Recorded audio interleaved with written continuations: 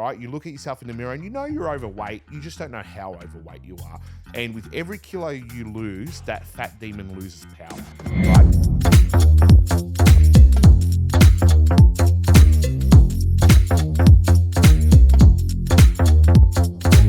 Ladies and gentlemen, boys and girls, children of all ages, welcome back to the most must-see television program of 2025, life, business, and bodybuilding. My name's Ryan. I'm your host. As always, today I have a very special guest with me today. Beautiful friend of mine, very easy on the eye, easily the most attractive guest I've had on the show so far. Ladies and gentlemen, please welcome Gino. What a load of shit. I'm telling you, I don't think I've ever been called easy on the eyes in my life. An Adonis. Maybe handsome a few times. Not ugly. Oh, yeah, ugly. I've definitely got an ugly, but not easy on the eyes. No chance. Wouldn't it be great if you could just carry me everywhere you go and just introduce you into every room? Wouldn't that be nice? Like that? Just every room. Just you go first and then you say it, then my entrance music. And I then don't want I'll to steal enter the the thunder room. if I go in first, though, because then all eyes might be No, on we'll me. put you in a baggy t-shirt and then we'll be fine. Actually, no, you'd still look jacked. Do you think they already know we're best mates or Yeah. not? Yeah. No, we've only hung out once before. This is new. True.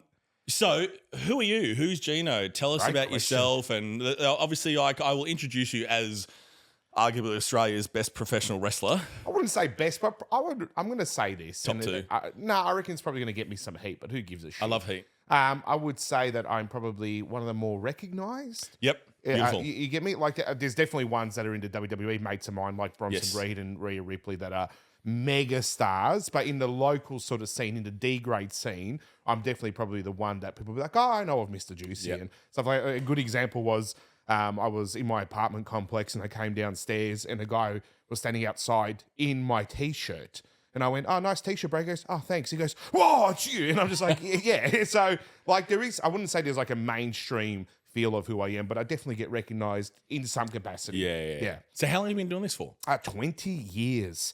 It really clicked to me the other day that 20 years of this shit is just... It's pretty good considering you're only 25 years old, too. Fuck. I look it, you can tell from the greys. So 38 years old, 20 years. So when I was 18, trained a little bit when I was 16, 17, but 28 years old, 18 years old, 20 years of professional wrestling, which is just, it's wild. But in the scheme of things, if you look at Australian wrestling as a whole, 20 years is probably like 10 years of wrestling in the US. Like, Yes. the US, it's a lot more frequent. There's a lot more shows.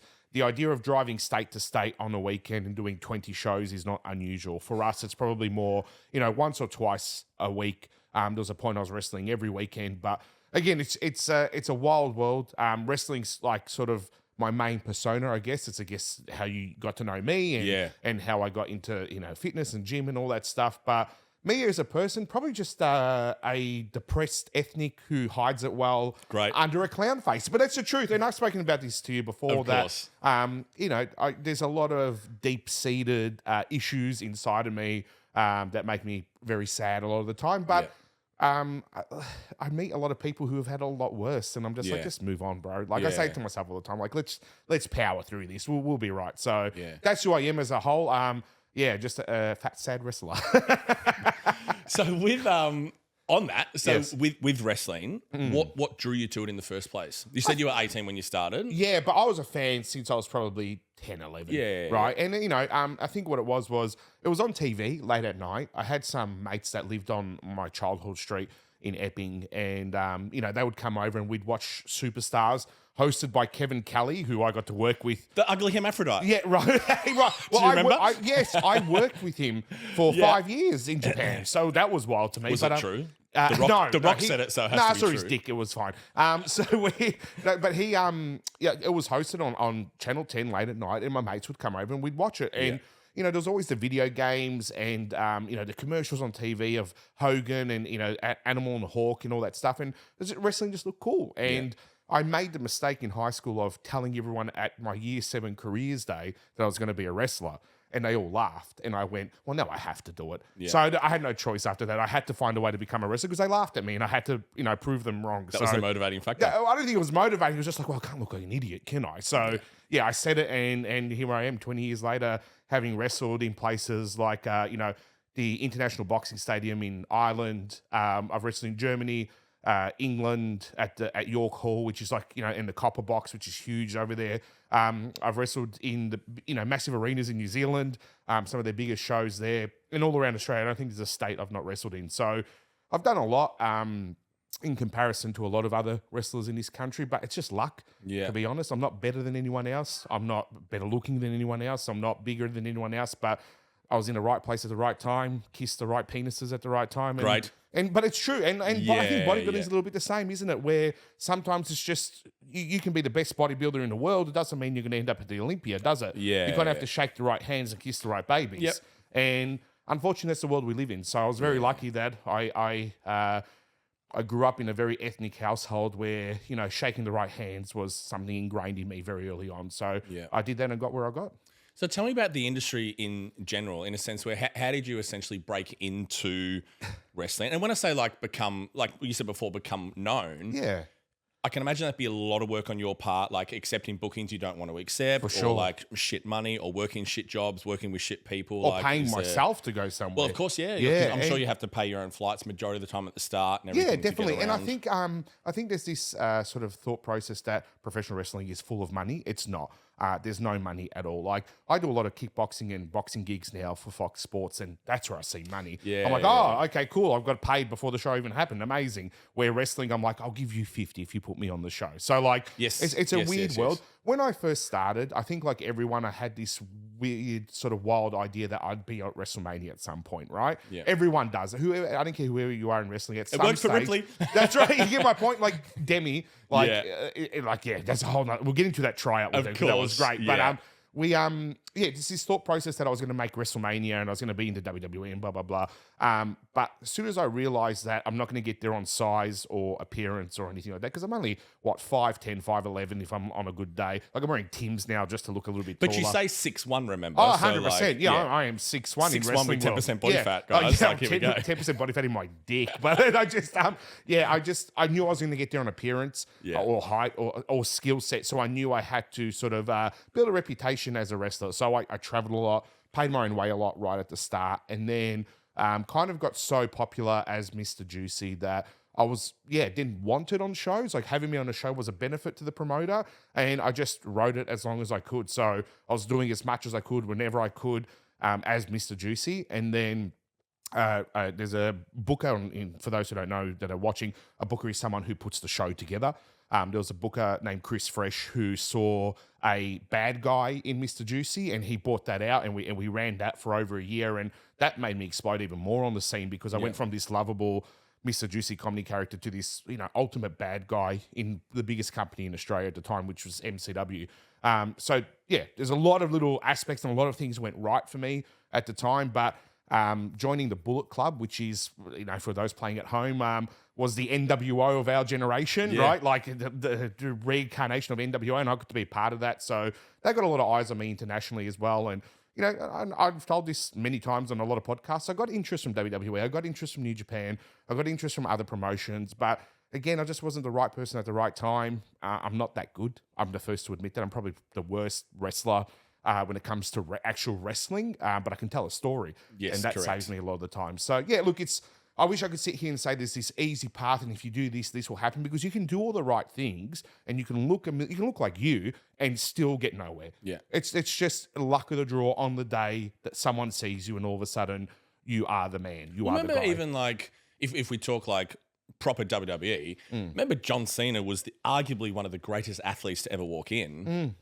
But there was no character, right? He was the worst pro wrestler that ever Well, that's walked in. exactly If right. you watch there's an original documentary, I can't remember the name of it, but it's kind of like a behind the scenes of indie wrestling. It wasn't Beyond the Mat, it was another one, but they went to a training school and they meet John Cena. Yeah. And his wrestling name at the time was the Prototype, and he was course, a the robot, robot. right? And if you actually watch him, you're like, oh my God, this man's the worst professional wrestler. And if you watch his match now as a wrestler, you go, fuck, he's terrible. Yeah. Like, he's not a good professional wrestler. Correct. Bret Hart is an incredible professional wrestler, and I can't stand him, right? Owen Hart, but that passed away. His brother was a great professional wrestler. There's people that are great professional wrestlers. Dean Malenko, Eddie Guerrero, really good at wrestling. But John Cena just went, well, that's not my strength. My strength is this. I can talk and have a really fucking good rig to look at. And you know what else? But that's money, That's right? right. And that's what Vince looks at and go, I'm going to put them Exactly fucking right. the whole ship on you. You're going to make me multi-millionaire. I'm sure he won't mind me telling this story, or maybe he will. But a friend of mine that's in the WWE, I won't mention his name so he don't get him in trouble, but he was kind of on the same path of like finding his feet in WWE. And just by chance, he was backstage one day and he knocked over Vince McMahon by mistake. He was walking through a door and Vince was on the other side and knocked him over. And Vince stood up and went, oh, look at you, big. Because Vince is never going to admit that he got knocked down by a small man. Of course, yeah. He's like, you're a big guy, right? And all of a sudden, this guy at the moment's the top guy in WWE. So the boots were strapped to him because of a moment. You get me? Like, if you can convince Boss Man that you are worth putting the rockets to, they will. But then again, it doesn't work for everyone. Yeah. So you have to be the guy at the right time.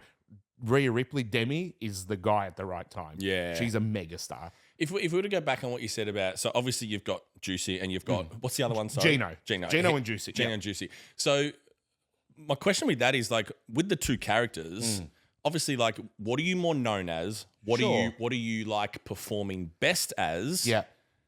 And are people like, well, hang on, you were this and you were this. Like, does it matter? Surprisingly not. So surprisingly, I don't get that, which is great. And I think people are happy to see They think it's two separate people? Yeah, kind of. In a sense, like, I don't think there's any miscalculation of who I am on the night because, I wear different attire. My ring entrance is different, blah, blah, blah. I think Gina was more of a opportunity for me to just do something different. Juicy's easy, right? I can go out there, eat a chocolate bar, pull my pants down, and everyone's going to clap and go. Like, I'll give you an example. I just wrestled in Sydney on the weekend, and I sung the national anthem. Like, that was the match. Can you send me that footage? Yeah, I will. And I'll post it on Please this. do. That'd be great. I sung the national anthem. That was the match, and then sculled a beer, right? Juicy's very easy. Is that the one you asked that chick in the face? No, that was the next couple nights later. Great. Poor chick, but lucky chick. Really. Lucky girl to receive an ass like yours in the face. Heather is so lovely. And I was like, are you sure we're all okay with this? She's like, yes, it's fine. So I wash my ass really well before any baby wipes and everything. No, I don't baby wipe. What I do is I've got one of the hoses in my shower and I squat Fantastic. and then I soap up and really in there. Because I think I don't want anyone's ass in my face either. Of course. But look, Gino and Juicy are very different people. I'll give you this story. This Stone Cold did a shoot interview once, and a shoot interview is when a wrestler tells like this, I'm telling you the real stories. Yes. And someone said to him, oh, who's Stone Cold? He goes, oh, it's just me turned up to 11. And every dumb cunt wrestler, can I say cunt? Go for it. Says that, oh, it's just me turned up to 11. Juicy and Gino aren't me at all. They're weird people. Like, I don't associate with them. It's funny. I've, gone on dates with people, be like, oh, you're being so Gino. I'm like, what does that mean? I'm like, how does that make sense? Like, wait, am I being a gangster in front of you? Am I going to slit your throat right now? A fake gangster? Like, is that what I'm being? Maybe I am. But it's funny. Sometimes I guess Gino slips out in some aspects, especially during road rage incidents, because as you know, the bigger and badder you look, the less road rage you get back. That's the only reason I train. Correct. Yeah. I want to talk. Actually, let's go to fuck wrestling for a second. I want to talk about this because there's something you said on your Wednesday post that you did about a friend of yours that's in the Air Force. And he said that since he's lost his muscle mass, he feels like there's not the respect out there. Yep. There's one thing I can tell you, even when I was my fattest, the bigger I was, the more presence I had, the less shit I got in public in the sense of any form of aggression or violence towards me. And anyone I was dating or anyone I was with felt safer with me. Even when I was my fattest, right? Yeah. As soon as you start being a smaller person, and this is not even male or female, like separate, it's for everyone, right? The amount of people that think they can take advantage of you is very quickly. And I can tell you from experience that people will let you die in the street. Like, no one gives a fuck about you, and you have to give a fuck about yourself. And one of my biggest things about training and lifting is I don't want to be a victim. I don't want to be a victim where I'm walking in the street and someone thinks, oh, I can mob him or not even mob it, but like I can take advantage of this person. Yes. You get me? I don't want the person I'm with to feel like someone's going to take advantage of them, male or female, no fucking difference, right? Everyone should feel safe and protected. And it really blows my mind how much of a difference size makes to that. because like the biggest dude just doesn't get touched. Yeah. Right. I work with a guy who's 6'7" and 200 kilos. Not a fit bloke, but I tell ya, he doesn't get fucked around. No, with. no one's going to pick a fight with him. And you know that yourself. Like you've Yeah. walked around as a skinny human, you've walked around as a jacked human, and you know there's a difference. Yeah. And people need to stop pretending that there's not. If there's any reason why you're going to get into the gym, that should be one, just to protect yourself. Yeah. Right? With health, fitness, mental, absolutely. But physically, just being out in public and in the world, Yeah. just having a presence about yourself that you're not a victim. Well, it's funny you even say that because this morning I was talking to Bree FaceTime just out the front of the gym. Yeah. And she said something, and a guy came up to me, and he had like a cigarette in one hand, a laptop in the other, which clearly stole off someone, no disrespect. Yeah. And he kind of just kept asking me questions, like, can I have money, can I have this? And he just looked a bit shady. And I was like, nah, sorry, man, all good or whatever. Yep. And then he walked off and he walked into the gym. And I knew Katie, I remember Katie Green. Yeah, Katie was just on reception, and I knew she was by herself. So I'm sitting there, and I was talking to Bree, and she goes, you good? And I was like, yeah, I'm just going to go into the gym just 1 second. Yeah. Just wait a sec. So I went in there and opened the door, and he was kind of leaning over, and he was sort of just talking to Katie, just to a point inappropriately. Yeah. So then Katie's kind of like looking at me like this, as if to go, can you just intervene for a sec? Yeah. I just tapped him on the shoulder. I said, time to go, bro.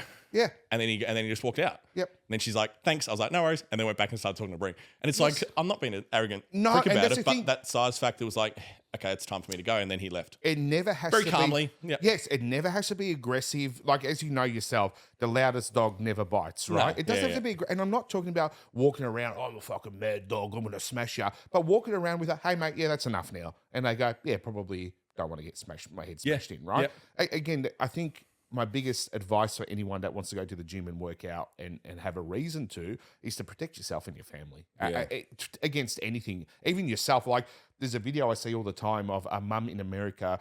She puts her baby in the pram and the pram starts going towards the main road and she's so overweight. She goes to run after it and her ankles collapse and the pram goes into the road and someone runs and grabs it. But that's your child.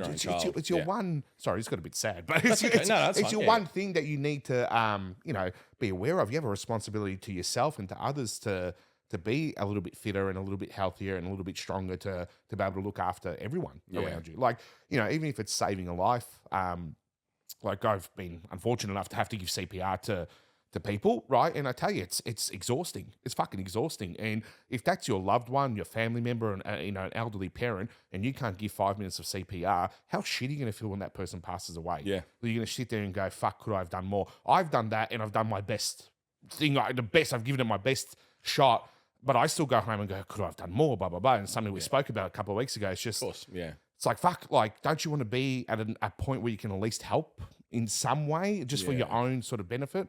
Fuck, that got real sad. Let's talk about wrestling again. Fine, mate. No, like I said, we'll come back to some of that stuff. Well, you turn back to wrestling a little bit. There's a few more things I want to know, and like, please. Even for myself, it's more as far as like how you were working and traveling and this sort of stuff. Yeah. What was there? And again, how you said, well known to a point. Yeah. Was there a breakthrough moment for you? 2 questions here, 2-part. Was there a breakthrough match where people like, we need to book this dude because he's fucking phenomenal? Sure. But also for you personally to go, I'm really good at this.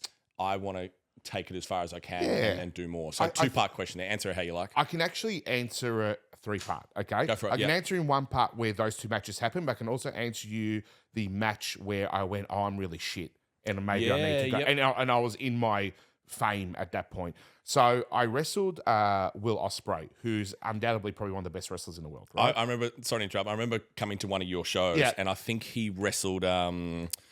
Adam Brooks. Brooksy, yes. Yeah. Phenomenal, man. I was in the crowd like, what the fuck? These guys are just little amateurs or whatever? Like, blows your mind, right? Yeah, man. Ospreay at this point was probably at his peak. He was the IWGP Junior Heavyweight Champion. Yeah. So like well known around the world, just a machine. And him and I had become friends. We'd lived with each other for a few months, both here and in the UK. And he's always been a really nice guy. Massive dick too, which of course has to have everything go for him. Anyway, so we ended up, he asked for a match with me and the promotion agreed to, which was really nice. To be honest, the fans were very much like, we don't want to see this. Yep. We don't want to see Mr. Juicy, this comedy character, against the best in the world. It's going to be shit. He's not going to live up to the hype, blah, blah, blah. I knew I was capable. Like, I really had this feeling that I could hang with him. But he pretty much came up to me and said, I don't want you to do anything that you're not comfortable with. I can do everything around you. He's that good that literally I was just a centerpiece while he did his shit, right? But again, to be that centerpiece, you still have to have some kind of, ability. So we had this match, and it actually turned a few fans into my favor that went, oh, he can hang. He's not just a comedy character, blah, blah, blah. And that sort of made me think that, yes, I have the capability to take this further. And sort of Japan was around the corner from me. So it definitely built me with confidence. Went to Japan, did a little bit of that. And then when I came back, I wrestled Robbie Eagles in a show here. It's when WWE came and did their MCG show here, right? Yes. So it was 100,000 people to watch WWE. A lot of them came to our show that night, including WWE scouts, right? And they came and me and Robbie put on a very story-heavy match that I still to this day watch and show people when they ask me, what's your one match, right? So I showed them that. That made people recognize myself and Robbie, and that kind of catapulted both of us. But there was a match that I shit the bed that made me go, I'm really out of my league, right? So I was on a tour here, a Japanese tour, but it was through Australia. And 2 weeks before, I'd copped a blood clot. I'm really susceptible to blood clots. So I had a blood clot. I was injecting Clexane, so my stomach was all bruised. I was feeling like shit. And I had to wrestle a guy called Tomohiro Ishii, right? Ishii's a short little, I wouldn't say fat, solid Japanese wrestler who's well known for hard-hitting matches and blah, blah, blah. Yeah. And I really didn't want to have the match against him. I wanted to wrestle a guy called Suzuki, but for some reason, they were really their heart set on me wrestling Ishii. So we get to Sydney. There's 3,500 people in this Homebush arena, right, where they did the fucking Olympics. And it's this show I've been promoting. I get there, and we just didn't click. There was no gelling. We tried to put this together. It wasn't even a language barrier. It was just wasn't working. And we got out there, and it was terrible, right? And he pretty much went back and reported to them that I was not at the level, and they ripped up my contract after that match. So, look, there is highs and lows in wrestling, but Did you agree with him? yes, Okay, cool. absolutely. Yep. It wasn't it wasn't dog shit. Like, it wasn't the worst wrestling match that's ever happened, but it wasn't good. Yeah. And it probably wasn't to their standard. But again, if it had been another wrestler on another night, I might have had a better match, right? So, but again, if you want to be a good wrestler, you have to be able to have those matches. You have to be able to sort of go into a match with him and be good no matter what. Like, at least an average to good standard, right? Like Ospreay. Ospreay came and wrestled me. I was at a lower standard to him, but he brought me to his standard, right? Ishii and I should have gone to each other's standards, and we didn't. So I do agree that it probably was, I was out of my depth and I wasn't at that level, and it was the right step for me at the time. So yeah, look, it's as you said, there's matches where you're well known. There's matches that always stick in your back of your head, like me and Robbie. But then there's matches that you have to remember you were shit at. Okay. One more thing on wrestling, and then I want to move on. Obviously, wrestling is real. Okay, and it's not staged whatsoever for anyone that's I look at my head, I got a dent in my head from the other night, so yes. Well, that's my question was. It's like, obviously, you get the whole thing, like, you know, wrestling's fake, this sort of stuff, whatever. You know, I like to call it stylized violence, or stage violence. Sure. How are you physically? I'm pretty lucky, knock on wood.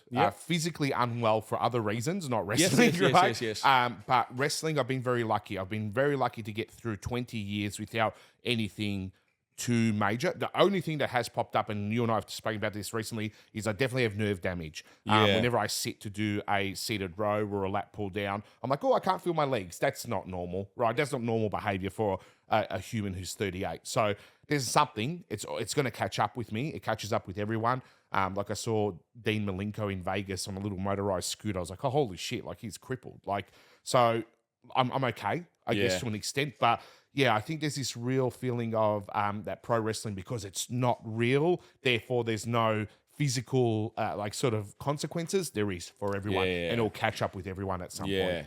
Yeah, so it's I don't know how do you say it? It is stylized violence. Yes, I agree with you, but people die. Yeah, of course. Simple truth, people die. Yeah. So, but again, there's no difference. I mean, imagine you played footy or bodybuilding. I'm sure there's bodybuilders that you know that are, like, look at Ronnie Coleman. Fuck me, like a mess in a wheelchair. Yeah. Like, doesn't matter what we do. I just... Well, again, digress slightly. The drug use in the sport these days is fucking horrendous, and people are dropping dead left, right, and center. And 18-year-olds are blasting 500 milligrams of Tren and all this sort of thing. Let me ask you a question. What the hell? And you don't have to answer this, right? But this is something I actually want to know. Is it that the drugs now are worse and more toxic? Is that why people are dropping dead, or is it because they're just taking too much? I think it's definitely a volume thing. Okay. And like You need to understand, like with bodybuilding, it is so genetic at that top level. Of course, right? yeah. Like there have been things come out like what Bumstead uses into a cycle. Yeah. It's fucking nothing. He's Yeah. like natural. Because he doesn't have to. No, he has an autoimmune condition. He can't do orals. He can't do any of this sort of stuff. He probably runs a basic test in both love pre-mail oral. and that's it. Love it, right? Anyone would give oral to Chris Bumstead. But at the same time, we're going to have to rate this podcast R-rated Yeah, plus. sorry, mate. Sorry, kids. But like Lee Priest, obviously genetic freak. He was, absolute pro. They use like 400 milligrams of test and a little bit of D-bol. Whereas these I days, used that this like, morning. but like, the amount of drugs people use, I think it's a thing where it's like, if I use more, I will get bigger. To some point, that's true. Sure. But the muscle's only going to grow predetermined how it's going to grow based off mum and dad's genetics too, right? Yeah, so yeah. for me, I am very, very blessed with a tiny little 12-year-old girl waist. Yep. So like, that's never going to get bigger or whatever. Yeah. I have a very fast metabolism. We've spoken about We'll it. speak about this shortly, but it's like I've always had abs. Yeah. Okay. So for me to diet into a show, incredibly easy. I don't use a lot of drugs into a show. I've told you what I use, Yeah, right? yeah, yeah. It's very basic. and it shocked me. yeah. And you're like, fuck, I thought you were on a lot more than that, bro. I was Yeah. like, no, man. But like, because then like, like Rich Piana and his mate both died within weeks of each other from choking. Dallas McCarver, yeah. yeah, And I'm rest just his like, soul, so yeah. is it the gear or is it the usage? Like they're not He dumb was only guys. 20. Dallas McCarver, I think, was only 25, 26 Right. years old too. So But very both of them young, a lot choked, of pressure which on I the found heart. weird. That seems weird, Yeah. right? Like, am I a conspiracy theorist in thinking that? Like, why they Choked? choked? I don't know. Yeah, yeah, mate. I don't know. Like, Yeah. it's just, it seems weird. But then, like, you didn't hear much of this from, like, I enjoy early 2000s bodybuilding. Yeah, correct, Like, I really enjoyed that time. I was into it. I still watch the Olympia with Caitlin now. Like, actually, Yeah. her and I really enjoy watching it. So the two things we like watching: Eurovision and the Olympia. Very different things. Perfect. We said if we ever get married, our honeymoon will be to Eurovision. Breeze into physical 100 at the moment. Absolutely obsessed with yeah, it. it's not bad. I know what I watched find- a little bit. It's good. My issue with this, they replay the last bit over and over. I'm like, I've seen it. Like, just go to the actual, go to the next bit. But yeah, no, look, it's funny. Like in wrestling, obviously, performance enhancing, however you want to call it, is rife. People do it, and I can understand why. There's $1 million check at the end of the rainbow, but. Yeah, I just wonder if things, because again, early 2000s, you didn't really hear of bodybuilders dropping dead. Like they did, let's not lie, they still did. But it seems to be more prevalent now. And I just wonder, because it's so popular because of people like the Trend Twins and stuff like that, like are people just buying bad shit and injecting fucking motor oil? Like it just seems, I don't know, it just seems to be weird. It is a good question though, Yeah. and it's very relevant. I think so it's like, is the gear shit? Yeah, exactly. Or yeah. is it a dosage problem sort of thing? I mean, So, we've all trusted, whoever we've seen take gear or where they've got it from, that it's legit stuff, but you just don't know, do you? No, never. Could be No. made in fucking Cousin Ali's bathtub for all you know, but fingers crossed. these days, I'll take whatever I can get at the moment. Well, There's a shortage. My biggest problem is, so I'll go into a bit. So I made the mistake of, going to a doctor and being prescribed testosterone at a very young age. Yep. Right? Now, this doctor is no longer a doctor. What a shock, because he was prescribing 18-year-old boys testosterone, right? And it sunk my testosterone very quickly, and it's caused a lot of issues, health issues for me since I was 18, right? But it was so difficult then for me years later, even as a 30-plus-year-old, to find a doctor or a urologist that would help me. Like I told you, I had more estrogen in my blood than testosterone at one point. And I'm like, that's a problem, guys. Like, I'm 180 kilos with more estrogen and testosterone. Can you help me out? And they're like, no, we're unwilling to. And I'm like, that to me seems like a problem. Like, I think that pushes people more into the black market of trying to buy things like Manjaro and Ozempic and testosterone, because they go to their doctor and the doctor's either unwilling or the pharmacist doesn't have it. Yep. Like, to me, like if they want to stop black market sort of purchasing of steroids, they need to make it more widely available to people who actually need Who it. need it? Yeah, correct. Like my testosterone was 3. Yeah. 3. Unexistent. Yeah. That's not it's not You possible. would have been suicidal, bro. Like, Who isn't? Yeah. But my point is like, and I was going to doctors and they're just like, nah. I'm like, look at me. I'm dying. Like, help me. And they were just like, nah. And then what happens? You go looking elsewhere. I'm buying fucking testosterone boosters off High Herb in the hope it's going to work. Like, my vitamin D was 0. I didn't know that was a thing. Yeah. Like, if there's one piece we do of, live in Melbourne. yes. But if Move there's to one- Gold Coast with me. Oh, please. There's one piece of advice I can give anyone watching this, right, for health and fitness, and I know we want to touch on this. There's about 5 views per episode, so we're great. Great. if anyone is watching and wants to know, please go get a blood test. Yeah. Please. It is the one thing that changed everything for me. I got a blood test and I found out everything wrong, everything low, everything high. And I was like, wow, I had, I don't know what it was, but there's a cell count where my blood cell count was the same as a crush victim. So that crush victims have a protein that spikes because you had a severe injury. Marathon runners get it as well because their muscles are deteriorating. I had the same blood cell count as that. That's a problem. That means I'm dying, right? So if there's one thing, like I've got a couple of mates that, they're quite overweight, and I've just said to them, go get a blood test. Like it really changes all the aspects, just knowing what's going on in your body to an extent of even like what vitamins you're missing. Like I take 5,000 milligrams of vitamin D every day now, just to have a normal vitamin D sort of level. It's crazy how much we don't know. Now, you went through, one of the things I want to talk about today, you went through an incredible transformation. Absolutely incredible. It's mind-blowing. Not as good anymore, but it was good. It's still there. Yeah. I'll let you tell a story because I don't want to fuck it up. But Sure. you were a very, very large human. Yeah. Talk about that. And the truth of the matter is I didn't know how large I was. Yeah. And I think two aspects that if you have friends or family who are really overweight, you have to understand that there's a fat demon living inside of them that's telling them everything's okay. He still lives in my head, right? course. Should get a name for him. Fatty McFatty. I don't know. Gary. Yes. Anyway, so this fat demon tells you that everything's okay, right? You look at yourself in the mirror and you know you're overweight. You just don't know how overweight you are. And with every kilo you lose, that fat demon loses power, right? Because eventually you get to such a weight where you're like, how did I live like that?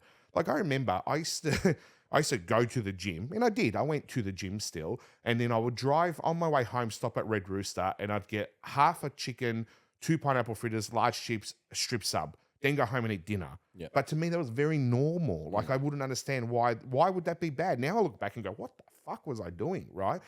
The fat demon's very hard and very scary. It's a very scary thing. I had my niece went into hospital for a little bit, and the ward she was in shared a ward with girls who were going through anorexia, right? And I actually got a bit of time to spend in, like, they got like posters up of how they're feeling and stuff like that, and they draw stuff, and I just had a look because I was like, these poor girls like feeling like this, like how horrible for them. Anyway, I got to know about a thing called Anna, right? So Anna is the demon that lives inside anorexic girls, right? And Anna tells them they're fat, and Anna tells them they're useless and worthless, and it's all their trauma built up into this demon that tells them they're not to eat, and if they eat, they're bad, and blah, blah, blah, right? Fat people have something very similar. Is there a name for it? No. Is it going to ever be studied as much as anorexia? Probably not, because fat people aren't respected. We're not respected on the totem pole of life, right? If you're fat, it's your fault, and 100% it is, but it's your fault, and you deal with it, right? Fat people like myself are addicted. We have a food addiction. And the way I work this out is I watched the Eddie Guerrero documentary, right? Just before he had passed away. WWE put a documentary together for him. And he was talking about alcohol addiction. And I was listening to him. I'm like, that's how I feel about food. Yeah. Like, that's exactly how I feel about food. All these things he's talking about. And I said it to you once. The best way to describe it is I got mates who enjoy, sniffing things, right? And we would go out, and if you said to them, just have one, they'd be like, yeah, one. And then the whole bag's gone, right? In food, like if you said to me now, hey, do you want to grab a pizza? I'd be like, nah, it's all right. You'd be like, nah, just the one slice. I'd eat the box. Yeah. And then I'd go home and have dinner, right? Yeah. The same as alcohol, the same as drugs, the same as anything addictive. Food is addictive to people like me. We cannot stop. There is no, there's things like food sound. Like, for example, if Caitlin comes home with a leftover and she goes, it's in the fridge, I'm in bed going, leftovers in the fridge, leftovers in the fridge, leftovers. I'm going to get up and eat it. And I'll eat it. I'll eat half a pizza before I go to bed because there's leftovers in the fridge. I ain't leaving them for tomorrow. Yeah. Right? Are you insane? I couldn't sleep. Yeah. Packet of chips, got to eat the packet of chips. I got to a point where I was looking on Instagram, people who have that food noise issue, putting a dish soap over food. Because even if they threw it in the bin, they would still get it out and eat it. Yeah, okay. So dish soap means it's completely fucked, You can't right? do anything, yeah. And the bin thing came interesting. Who's the guy? I don't know if you know his fucking name. He's an actor. He's in American Pie. Whatever. Okay, Jason Briggs? Yeah. Whatever, right? The main kind of dude. The main dude, right? Fingers So of pie he did a whatever. podcast recently about cocaine, Yeah. right? And he was saying that he knew he was addicted and he did a line and he got the bag and he went throwing it in the bin, right? And he was in bed. He went, I'll go get it out of the bin. So he got it out of the bin, one more line, and then I'm going to throw it outside. So he threw it outside. He went, I'll go get it. He said he had to drive to a bin on the other side of Sunset Boulevard in Hollywood and put it in a coffee cup and throw it back in the bin. And you know what he did when he got home? He drove back and got it. Yeah, wow. Food's the same. Yeah. Right? That's a great analogy, man. Yeah, where people, like, I could throw it in the bin and pass me and like, I'll probably still eat that. Yeah. Right? So, and here's the problem. Jason Biggs, whatever the fuck his name is, Israel's very ethnic of me. Whatever the fuck his name is. Whatever. He doesn't have to do cocaine ever again in his life and he'll be fine. I got to eat every day. Yeah. So how do I fight an addiction of food that I have to have every day?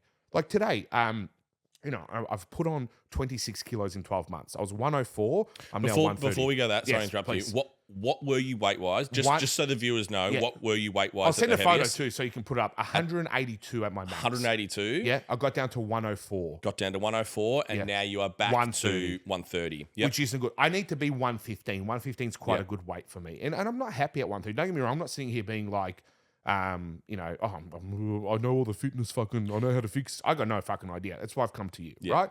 But at 150. I still don't know either, really. I'm trying. I'm We're studying all as trying, much as right? I can. Yeah. I was very lucky. When I got to, I'll go back to the whole story. I feel like I've jumped. Sorry. So I get to 180, right? And I'm at work and I'm sitting in my work car and I go, fuck, my legs hurt. My legs really hurt. And my offsider goes to me, I got to take you to the hospital, mate. And I'm like, nah, fuck hospital. No. I don't want to sit at the Royal Melbourne with other junkies for fucking 3 hours just for them to tell me I'm fat, right? Because I knew that was going to be the story. And he's like, nah. Anyway, eventually he's convinced me. I've gone to the hospital and they're pretty much like, oh, you're in a lot of trouble. Like your legs are not circulating blood. You've got blood clots throughout your legs. If one of them dislodges and goes into your heart or brain, you'll die on the spot. And how old were you here? 35, 36 no, sort 36, of thing? 36. Yeah. And they pretty much said, hey, we'll give you Clexane, which I'd had before I wrestled that Japan show. And they said, we can't give you enough for your body weight. Your body weight is so high, there's not enough Clexane to give you like anymore, and it's an overdose. And I was like, holy shit. Like, so they put out a syringe like this, right? And I was like, oh, I'll do it myself. And I jabbed myself in the stomach, and there was so much liquid going into me. And I was just like, fucking hell. Like, if I was having a heart attack and they had to give me some meds, I'd be fucked. They couldn't give me enough. I'm too big, right? Couldn't fit in an MRI machine. Couldn't fit on a gurney. I'd have to get a bariatric truck to get me to and from. I didn't feel that way because I still moved around and walked around and, had very, quote unquote sex, even though it was just me being a big fat bob. Yep. So in my mind, I'm like, I'm great. Like nothing's going wrong, right? Even though like I was so fat, my dick didn't work. Yeah. But in my mind, I was like, oh, it's just old age. At 36, your dick should still work. So here's all these markers, feeling unwell, sweating for no reason, not being able to sleep, high blood pressure, dick not working. I'm like, I'm good. The fat demon's going to me, we're good, brother. You're fine. Yeah. Have some more Carl's Jr. You get me? Like, that's where I was at. Have some more Carl's Jr. It's good for you, fat ass, right? So I'm going through all these things, 182 kilos. I'm at the hospital, and I'm like, right, change has to happen. So that week, I went away for work, and just by chance, I didn't eat any carbs. I don't know why. It wasn't by choice, just kind of happened, right? And I went, oh, that was okay. I'll try that again. And then, like, for a week, I didn't eat carbs. I just ate sort of meat and eggs and cheese, which, again, isn't great either. And I dropped 5 kilos. Like, of just water weight, obviously. The tension my body was feeling, under stress. But obviously, the no carbs helped me sort of get through it, right? And I was like, oh, that's cool. And I just stuck to it. And that dropped my first 20-odd kilos, right? Was just not eating carbs. But let's be realistic, and you know yourself, it's never just carbs or whatever. What it was I wasn't snacking, right? Because what are carbs? Potato chips, nuts, shit like that. Shit I shouldn't be eating anyway. Cornflakes, fucking whatever it might be. Pasta was a big one for me. Burgers have bread. I couldn't eat those things. But in my head, I was like, oh, it's not carbs. Carbs are the enemy, like this fat bastard says, right?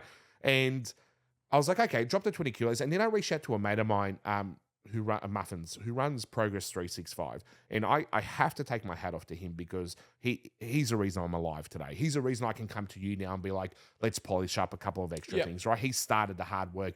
And he pretty much programmed, gym and food for me to the next 30 to 40 kilos was gone. But again, 10,000 steps a day, eating, steak and veg. I was feeling so good. And I'm really disappointed in myself for being back where I am because I know I feel like shit. Like even before I came here, I was like, I messaged you. I said, I'm just getting changed. I was laying in bed. I was just a little bit tired from work. Yeah. And I shouldn't be. I'm fucking 38. I shouldn't be tired from work. Like, yes, we all get tired, but it's now becoming a little bit too frequent. I'm on blood pressure medication again. Yeah. You get me? Like things go up and down. But yeah, I'm sorry, I know we got a bit off track. But long story short, You're fine. really high in weight, really high in a lot of health issues, came back down. But I struggled at 104 as well. Like 104, 106 was a real struggle for me. Like, yes, I was happy, but fuck, I was miserable. Was it more miserable and struggle because it's like, what was making you miserable? At What it 104? was a realization that I have to be this dedicated for the rest of my life. Yes. That I have to walk 10,000 steps every day, that I have to only eat these things. I can't. Does it mean I can never eat a pizza again and be happy and enjoy this sort Well, of stuff? truthfully, it kind of felt like I couldn't. Yeah. Right? And it wasn't from like my trainer. My trainer was great. He was saying, yes, you can eat these things. And you'd say the same to your clients, right? But the truth is, it goes back to addiction, right? Yes. It's like saying to an alcoholic, nah, mate, a shot of tequila is fine. It's not. For me, it's not. Yeah. Unfortunately, it was this realization that my life is fucked. I now have to not have a good time. And it was affecting my relationship. It was affecting me. It was affecting my work because I was the dickhead at work with fucking 14 containers of packed fucking chicken and salad in a bag. Like my workmates are going, we're going to fucking the kebab shop. And I'm like, no, I'll sit in the car, It's sad. It's sad that that's what my life has to be, but it has to be. And I'm realizing it more now, the more unwell I'm getting as I get more and more higher on the scale. I'm realizing that has to be my life. Otherwise, I'll die. Yeah. I'll be dead by 40. And that's not ideal, is it? No one wants that. No, of and it's course. weird. I'm kind of, for the first time, I thought about this the other day. And I mean, I haven't said this to anyone, but I'll say it to you. Of course, yeah. I thought I was dying the other day, right? I had some really complex sort of heart issues. My my blood pressure was 180 over 110. I was really scared, right? And for the first time ever, I didn't want to die. Yep. And that's odd for me. I've never not feared death. Like I've been like, oh, if I die, who gives a fuck? Because I've never liked my life. Yeah. I like my life at the moment. Yeah. You've got things to lose. To be honest, it was actually kind of nice. Yeah. Like it was nice to feel anxious about dying. Yeah. Like I usually, like my whole life has been like, oh, I don't care. Like, I lost my mother when I was younger. My grandmother was such a big part of my life. I lost her. My family fell apart very quickly after her death. Like a lot of negative things have happened in my life where life didn't feel that nice to live. And now, I'm really settled with my partner and, a lot of things are going well. You've got stuff to fight for, bro. I've got stuff to fight for. Yeah. And it's been a really long time since that's been the truth. And I actually now feel sorry for old Adam, right? People know my name's Adam, but whatever. But old Gino, you get me? Like, We'll edit it. No, I don't care. You can. Like, people know my name's Adam, right? But I feel sorry for old Adam. I Yeah. really do because what a miserable life I lived of not wanting to be alive. Yeah. What like I say this to you and I feel bad because I know my niece will watch this, right? And the last podcast I did, I was talking about my sex life the whole time. She's like, that's fucking gross. Yeah. I'm sad because she's going to watch this and be like, fuck, my uncle didn't want to live. Yeah. That's horrible. Like, imagine your kids heard you say that. Oh, of course. You get me? Yeah. But again, that was all on me. I was fat. I was a loser.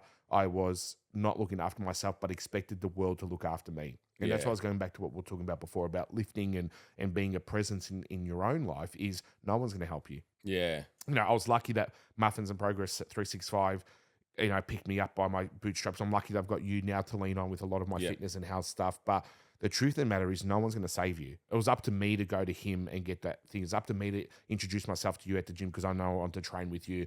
It's up to me to do those 10,000 steps. No one is going to save you. Yeah. That fat demon that lives in your head, Gary, right? He's an anchor in your life and it's so hard. Have you ever watched like My 600-Pound Life or anything like that? No. Okay. I really recommend you do because people watch it and laugh because there's these fat people getting so angry about food, right? It's addiction, Yeah. right? I have a slight gambling addiction, okay? And when people be like, that's enough gambling, I get hot. I get mad. I'm like, no, fuck you. I'm fucking gambling, right? Same with fat people and food. When you see, like, you might go to Macca's or KFC and you see the fat person complaining, oh, I didn't get my order right. And you're thinking to yourself, brother, it's just a fucking cheeseburger. The addiction. The addiction, it's like a crackhead going to the dealer, bro, what's this? It's only fucking so much. Where's the rest? Same thing with a food addict. They're going into Macca's going, where's the rest of the fries? The fucking carton's half empty. Yeah. Who gives a fuck, bro? It's chips. Yeah. But the addiction, you can't help it. Yeah. You can't help it.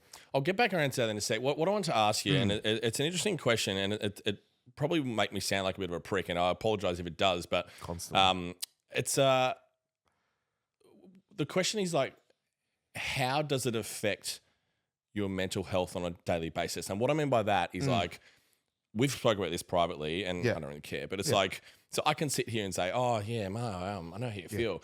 The reality is like, and as much as it sounds like a prick, I have no idea how you feel because I've never been overweight. Yep. I've always had abs. Yep. And I've always lived a bodybuilding lifestyle. So I try to be really empathetic with a client that comes to me that's overweight or whatever. But sometimes I just sit there and more listen and try to understand where things come from, because it'd be really hypocritical if I were to like, oh, I understand. And you decide you go, this fat fuck, just go to the gym. Well, no, that's not going through my head, but it's almost like I don't want you or the client look at me and go, bro, you got no fucking idea. Don't say that to me. But the truth is you don't. No, right? that's what I mean. I sat with my previous coach, and I've sat with you a few times whilst we train, and the wisdom I've partaken to both of you, because both of you were fit young men and never really had to battle with weight, is it is an addiction is the best way I can describe it. There's this little part of me that would, or maybe past Ryan would kind of say, bro, just stop eating then you'll be fine. It's really easy. This is how you get in shape. Yep. But I understand the more I work with certain people, and obviously working with you, that there is a lot more deep shit that goes on with this. And so from a mental aspect and how it affects you on the daily. Oh, look, I'm not going to sit here and pretend like I have no accountability for my weight. I make the choices to eat. Correct, yeah. And I think the biggest problem is with overweight people like myself is there is a lack of accountability until they do make changes, right? Because in their mind, oh, I've got a bad knee and a bad hip, so I can't walk. Bullshit. You got a bad knee and bad hip because you're fat. Same as me, right? And but again, even if you walked on a walking pad at home, it would make all the difference, right? Like there's friends of mine who are really overweight, and I watch them daily drink liters and liters of Coke, full strength Coke, and I've said to them, if you just change that to Coke Zero, like your calories would change by thousands a week, like from one change, and they're like, nah. Just won't do it, right? So again, I'm not sitting here being like the fat demon rules all fat people, and it's not our fault. It's all our fault, right? It's only our fault.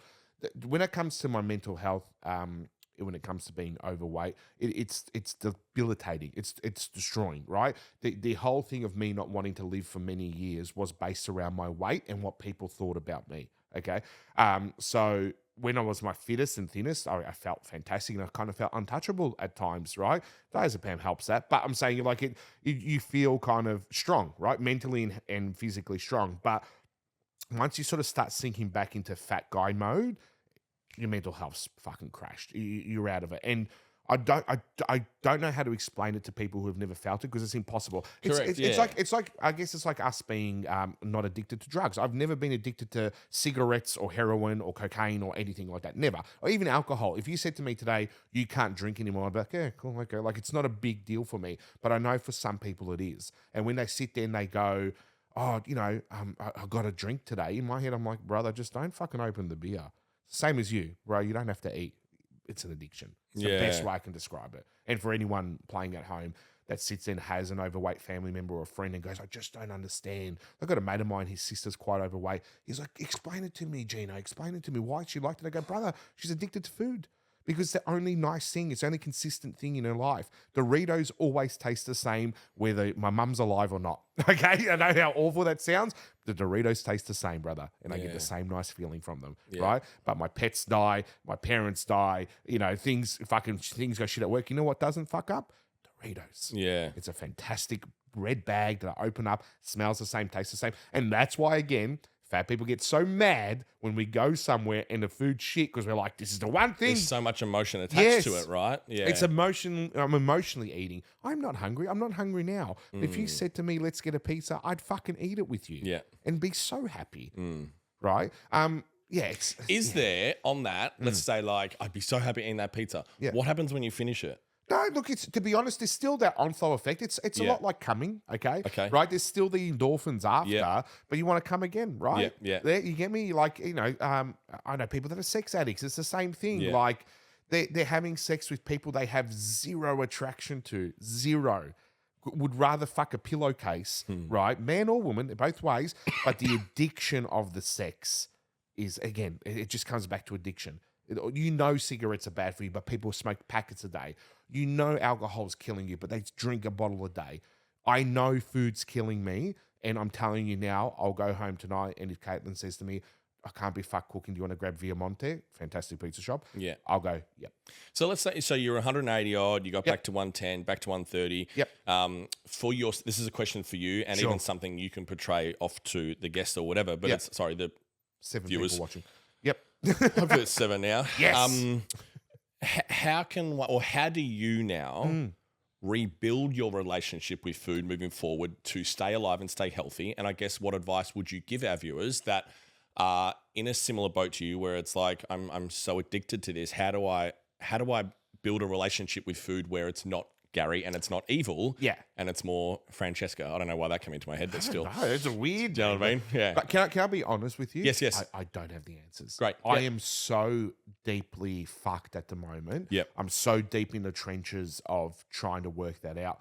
I don't want to sit here and do the misjustice. I'm hoping one overweight person watches this and goes, "Oh, I know Gino I know lost how some he weight." feels. Yeah. Yeah. yeah. But I don't want to do the misjustice of saying shit that's not true, because I don't know. Because even when I was eating healthy and eating the steaks and the chicken and the broccoli and all that shit, it wasn't good either. I was like so fucking fixated on my pre-prepped fucking meals, like I was going to the fucking Olympia, that it wasn't healthy either. Where Caitlin would be like, "Can we go out?" I'm like, I can't go outside. I'm going to fucking eat something. Where I would have dreams, and I've heard this from bodybuilders in prep before, where they had dreams they ate a box of Krispy Kremes and woke up and went, "Oh no, I ate. I've ruined the prep. I've ruined my prep," Yeah. right? Same thing when you're losing weight or, trying to get to a healthy weight. You're so afraid of calories, and you're so afraid of, did I have a full strength Coke? Was that a Diet Coke? Maybe they poured from the wrong tap. That's not fucking healthy either. So Yeah. where's the middle? I don't know. The reason why I'm back here is because I don't know where the fucking middle is, Yeah. right? Before I came and trained with you, and I was training with Progress 365, he goes to me, "Let's do maintenance." And I was like, I can't. What do you mean? I've either put on weight or lost weight. Maintenance doesn't make sense to me. Yeah. What do you mean stay the same weight? I've only ever done that by accident, right? Or I've gotten so big I couldn't get any bigger, right? So, like, think how many calories I would have been eating at 180. Think how many calories I would have been eating. No fucking, I would have been 6,000 plus a day. Oh, minimum, More. mate. Yeah, Maybe yeah. more, If it was right? what we said before about having Red Rooster and then go and have dinner, you're probably 6,000 in those 2 meals Yes, alone, man. you get my Yeah. point. So maybe 10, Yeah. right? So again, I don't have the answer, because if I did, I wouldn't be here. Yeah. I'm here now because I'm a fuck up, right? Yeah. I'm a fuck up in the sense of it's either one extreme or the other for me, and I don't know how to find a nice middle piece. But the thing is, I want to also enjoy my fucking life, Yeah, of right? course. I love going to dinner with Caitlin. It's one of Yeah. my fucking favorite things in the world. When I sit there with her and we have dinner, it's so nice. We enjoy food. It's the ethnic lifestyle of food brings us together. The only good thing in our life as ethnics was food, right? Doesn't matter who was fighting or arguing. Like, food was always the fucking, break the bread type thing. So it's important to us. And I was guilty of not fucking going out with her to a restaurant because I Yeah. couldn't eat. Yep. Like, this poor girl had to eat fucking cottage cheese with fucking protein powder in it because I couldn't eat. Like, that's not Yeah. fair either. So Yeah, where's the of middle course. ground, Ryan? Where is it? Yeah. And I don't know what to tell people because I don't fucking know. Yeah. And I think that's yeah. the hard thing too, where it's like, I wish I could give you that answer too. Sure. And it's one of those things where, that might be a self-discovery fucking Bali retreat for you one day Possibly, under the stars and humming and dumbing or whatever. But it's like even little things. So for me, and again, I don't want to discourage or put to bed the work I've done in the past. Like course. I've lived a very disciplined lifestyle Right. for 2 decades to Yes. a point where Brie and I can go out for dinner and have a few pizzas each, and I'll wake up with abs in the morning and be okay. Amazing. I'm sorry. But that's because of your years of doing the Correct, right yeah. thing. And I don't Yeah. feel that guilt, No. and I can get away with doing that sometimes, right? So where I can only understand where, you don't want to go on a lovely date with your future wife because it's like, I'm going to feel really shit after this meal and I don't want to. So let's just have this. But now that's a really boring life. Yes. I'm missing out on beautiful Melbourne restaurants, right? Correct. So, yeah. The problem is I've spent 30 years of my life not saying no to much, right? Yeah. So this is the consequences of that. Correct. Right? Yeah, So I yeah. have to understand that this is my fault. Yeah. So I can't sit there and be like, oh, my genetics are fine. My dad was a little bit overweight. My mum never really was. Like, I'm not going to sit here and blame genetics. Like, at the end of the day, they weren't bodybuilders, but neither were your fucking parents, No, right? yeah. So I'm blessed with genetics in the sense of I look like a rugby player most of my life. An incredibly charismatic face and a beautiful face. Yeah. And a hand model. No, my eyes are too close together. I look fucking... Anyway. I genetically have a good beard. Do you know that beards are actually quite genetic? They can grow in different directions and everything, and people are a bit funny here. It's actually wired quite well. This is the best I've done. So Bree picked out a really big grey spot here the other day. What do you mean? Okay. Brother, I'm sorry to do this to you. Have you seen your beard? I know. It's mostly grey than anything else. I know. Yeah. I don't want to break it to you, but yeah, look, I can't blame genetics. I can't blame anything else except my poor choices and my poor lifestyle. I was 18 years old when I first started going to the gym. I used to get a 5-star in Thomastown, right? The mecca of gyms. Miss that gym so much. Like, it's a pottery place now. Oh, really? Yes. Fuck that. But 5-star. Was it $1.50 casual? When I went, it was $2.20. No wonder they closed down. Yeah. No, I went to $5, which is still pretty good, right? But $2.20, and I was 16 years old, and I met Luciano Gallo. Luch, who was a big bodybuilder guy, and people knew who he was, right? They only knew him because he had funny eyes, right? But I called him Pinchy, right? He opened Atomic Gym years later. I was about to say, that's Atomic guy, yeah. Great guy, right? And he got me into fitness and training, and I lost all my puppy fat and got skinny, and I could have stayed that way. But I met a girl, she broke my heart, and I went, well, I'm going to eat, right? And look, it's funny. Like, look how happy we both are now, though, right? Yeah, right. So anyone that would sit on this couch and talk to you would tell you the same thing. There's always people in their life that have come in and out that they've changed it for the better or the worse, right? Everyone has those people in their life, and you can say it's their fault or it's this. It's not. It's me. I've made those choices. I could have kept training with Luch. He pretty much asked me to come to Atomic Gym for free, and I decided not to, right? So I can't sit here and say, it's all their fault. It's the girl's fault for breaking up with me. It's the girl's fault for, it's work's fault. It wasn't. It was me. I made poor choices, right? And it goes back to that whole fat demon stuff. I just have to accept that that's who I am as a person. I've got a friend of mine who's been sober from alcohol now for 2 years, right? And him and I share stories, except mine's about food and his is about alcohol, right? And I just have to accept that, I'm going to have to change who I am as a person and unfortunately be a little bit boring. Yeah. And my life's been anything but boring. I've done a lot of fucking you've shit. lived a fucking life, yeah, man. I was talking to someone the other day, like, I've got family members who, like, they would go away to Sydney for one day in the year and be like, oh, what a week I've had. I've been like, brother, let me tell you my story. On Friday, I had to get to Sydney to wrestle. I worked, right? My flight was at 2:00. I was meant to land at 4. That got cancelled. Met my mate who was also wrestling with me that weekend, 5:00 at the airport. Landed at 8 p.m. The show started at 8 p.m. We'll start to Sydney airport at 8. Got there at 8:45, put my boots on, looked at the other bloke I was wrestling and be like, just call it out there, brother. And walked out through the curtain and did our match. Got back, slept, got onto a plane and wrestled here the next day. Like, that has been my life constantly for the last 20 years. Yeah. Like, I've been very lucky to do a lot of things that a lot of people haven't done. Like, I think as well, just before you finish that, I think you and I, we get along so well, obviously. Yeah. The only thing we haven't done is make out yet, but we can do it now in front of the camera. But we would never give that away for free. That's true, yeah. Right? OnlyFans. But I think you and I are both very, very good at adapting to things on the fly. Yeah, must. And it's like when something happens, you got to like just take charge of stuff. Yes. There's been a few occasions like that with Bear Bros I told you where it's like the party might quickly change or it might be really late or something happen and you just have to like ad-lib halfway through. Yeah. Little things, and I don't want to go into it too much, but just like having a bombshell dropped on you with the divorce or whatever and then quickly turn into like, you've got to be a dad mode to survive this. So there's just so many little elements where I think that's actually like a superpower to be able to kind of like, and even what you said before about going to Sydney, you could have just rang him and go, oh, I can't make it, guys. Because I did. This. And did he's you? like, yeah. But he's like, you're coming. I'm like, fuck. And you're like, damn it, okay. Well, let's edit all that out. No, I'm kidding. No. But it's a similar thing though, right? But I had to go. I had to go. Yeah. You're right. And I was saying this to a friend the other day because they asked, how do you do it? Same sort of conversation, right? Because they say that their life's very different and very like mundane and very organized. And I said, you're putting on a different hat every time. My interaction with you, I have my Ryan hat on at the moment, right? Yeah. I know how you and I can speak. How I speak to you, I'm not going to speak to someone else unless we have that sort of friendship. Or, when we're at the gym, I have my gym hat on and like, I have my boyfriend hat on when I'm at home and I have my, toolman hat at work and blah, blah, blah. Like, you got to wear these different hats. It's still you. And I think the problem is when you meet people who don't understand different hats, they think you're fake. They go, oh, Ryan's fake. Oh, Gino's fake. It's not, brother. I've just got this hat on because I'm not going to call my boss a cunt. I'm not going to talk about making out with you on OnlyFans with my dad. You get me? Like, have a hat. It's still you, bro. Just fucking wear the hat and do your job. Yeah. Play your character, do your job, and fucking move on with life. What we said before, and I even said to Alex, I said to you before we started recording, where it was like, ever since August, I said I was posting that stuff about Brie. Yeah. I've lost like 600 followers. Yeah.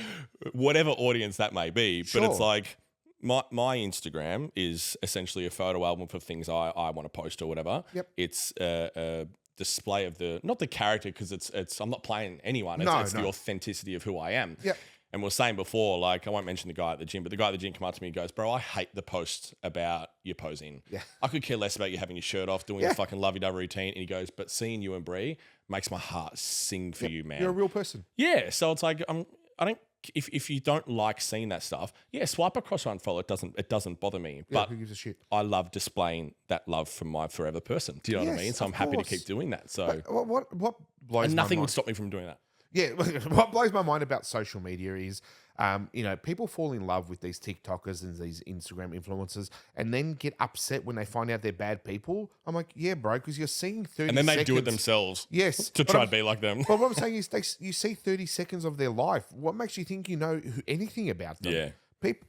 People to go, oh, I know about Gino and Juice. You know, fucking fuck all about me, brother. Like, I don't open up to you. I don't know who the fuck you are. Yeah. Like, I'm just like, follow me and shut the fuck up. If you don't Yeah, want to, I yeah. don't care. I don't care. Like, one guy said to me once, he's a journalist, and he goes to me, no one has ever come up to me and said, oh, mate, because you have this many followers, here's an extra $100. He goes, what fucking difference does it make?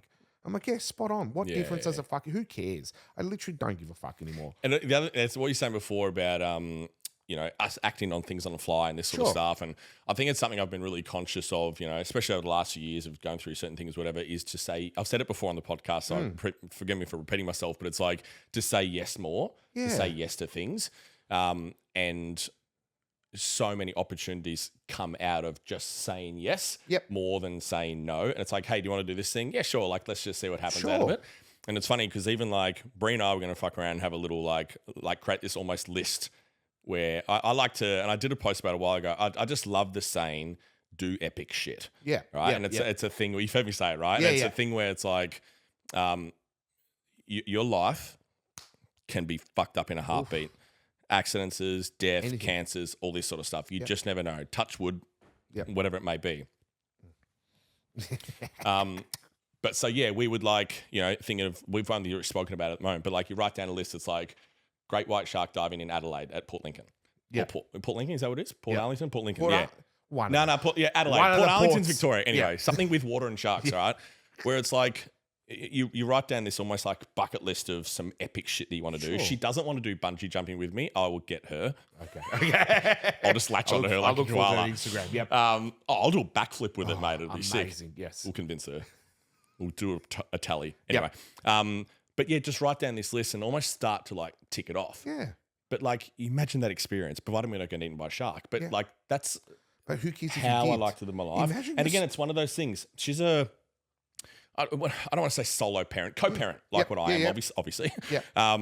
3 babies herself. I got 3 babies. It's a lot going on. It's hard to get that time together. And when we do, we want to make sure like it's worth it. It's amazing you're doing all these things. Sometimes it can be just like, the lazy dinners at home or whatever, or we go out and do something. But a lot of the time, like, you want to live your fucking life. Yeah. Because you just never know. But my point is, like you said before, what if we got eaten by a shark? What a story, bro. What a great story. If I came what happened to your arm or the lack of it? Or if I went to Doherty's one day, I said, hey, have you guys seen Ryan? Bro, he got eaten by a shark. I'd be like, fuck, that's wild. Classic Ryan. I'm like, that's wild. Eaten by, and then I would have the best story. I'd be like, I had this trainer, got eaten by a shark. And they're like, bullshit. It's like, no, look, here's the footage because his partner filmed it. Yeah. Amazing. What a way to go. Instead of he died on his couch, fucking had a stroke, knowing that's my fucking boring. Fuck, I don't want to go great white shark diving now. Nah, just Bree, you going solo. Fun. Yeah. But yes, going back to fitness and now, it's hard to explain to any trainer or any person that I've worked with lose weight, and I've worked with a lot of people because it's been 20 years of training, right? On and off. The truth of the matter is, I don't know how to explain being fat. There's no real straightforward explanation. I think there's a lot of people who, when they first start training, have puppy fat, right? And they like when I trained with Luch, I was able to lose it really quick. And if I had it probably stuck to that, I'd probably be living the Ryan lifestyle now, where I would have always had abs and collarbones and traps and been a gym person. But I fucking let loose the other way, and unfortunately, that started the cycle of bad health and went to a dodgy doctor to get testosterone, and that fucked me as well. But it's wild how much we don't think about the external and internal factors that are affecting our lives in general. That's what I'm saying. A blood test for anyone is really the first place to start. If you want to lose weight, I guess the tips I can give to anyone watching this being like, I'm a bigger person, I want to lose weight, because it is intimidating to go to a gym, right? So find the first thing, let's just go through the tips together. The first thing is the blood test, right? Go get a blood test done and find out what you're lacking in and what you've got too much of, right? That's going to be a real eye-opener of at least where your vitamins should start. iHerb is a great fucking, I'm not sponsored by them, but it's a great little place to start. Vitamin D's, iron tablets, whatever it might be, it'll just make you feel a little bit better, right? My next point to help you is walking, okay? I said this to myself all the time. You can't fucking walk. Like it's too hard to walk. Like you can't. You've got a problem when it's like that. Right. Yeah. So find a route that is comfortable, that is flat, and find yourself an outfit that is comfortable and easy to walk in. Because I found if I walked in shoes I didn't like, I didn't want to walk. So find the things that are comfortable for you, the shorts, the pants, the shoes, the top that you feel comfortable and you don't feel fat in, because I know we all feel fat. We do this, right? Because we've got the tight t-shirt on, right? Always in the black, right?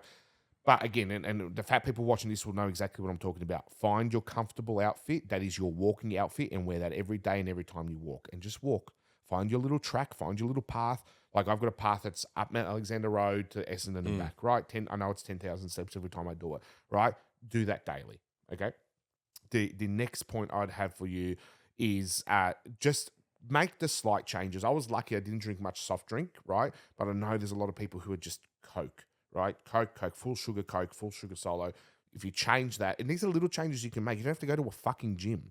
Right, it's the little changes. I don't care if you go to the fucking football oval and kick the footy for 30 minutes. It makes such a difference when you're that big, and you know, and the people watching this know they're that big, right? The fat demon's telling them they're not, but they know, right? Yeah. So in concept, a blood test, a little bit of walking, a little bit of changing, and I'm telling you, it just starts rolling. And before you know it, you're on Gymshark and you're buying fucking shorts and a t-shirt and you're meeting your fucking gym crush and you're complimenting their forearms, and before you know it, you're training together. It was when I wore the sleeveless flanny, wasn't it? That's when you came up to me. Right? So yeah. they're my tips, okay? I'm not expecting any overweight person to go to the gym straight away or do anything drastic.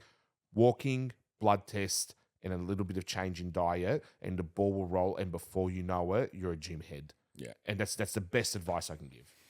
Brother, I appreciate you. This has been epic. We could talk for another 18 hours, so we'll definitely do a take two soon when you're even shredded with abs and working with Bear Bros, all right? That's the goal. And a little bit of kissing. Ladies and gentlemen, this has been Life, Business and Bodybuilding. I hope you enjoyed it. Share it around. Thank Gino /Juicy /Adam. Love you all. Peace.